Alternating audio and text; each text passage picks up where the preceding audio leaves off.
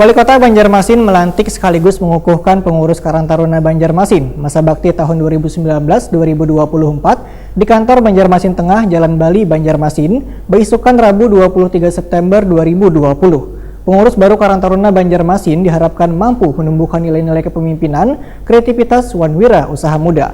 Untuk kabar lengkapnya, mari kita simak yang satu ini.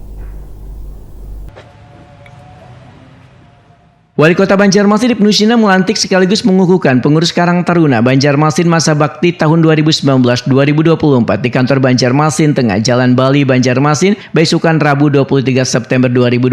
Wali Kota Banjarmasin Ibnu Sina meminta pengurus baru Karang Taruna Banjarmasin agar dapat terus berkiprah untuk membina warga maupun pemuda-pemudi di kota Seribu Sungai ini. Ibnu Sina mengaku sangat menaruh harapan kepada Karang Taruna untuk menumbuhkan nilai-nilai kepemimpinan, kreativitas, wirausaha muda, sehingga harus ditempuh untuk mempersiapkan generasi pemimpin yang unggul dan berdaya saing tinggi. Ibnu Sina juga berharap kepengurusan Karang Taruna Banjarmasin masa bakti 2019-2024 dapat membawa perubahan wan selalu hadir di tengah-tengah warga wan dapat bekerja dengan sebaik-baiknya.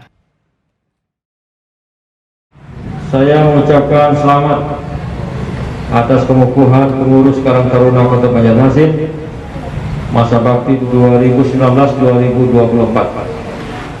Kami berharap kepengurusan yang baru dilantik ini bisa bekerja dengan sebaik-baiknya, sekaligus untuk membuktikan bahwa Karang Taruna Banjarmasin ini masih eksis dan tetap terus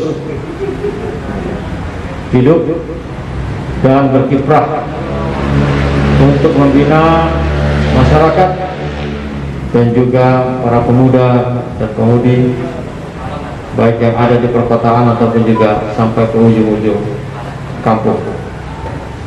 Karena sejatinya Karang Taruna itu ada hidup tumbuh bersama dengan masyarakat.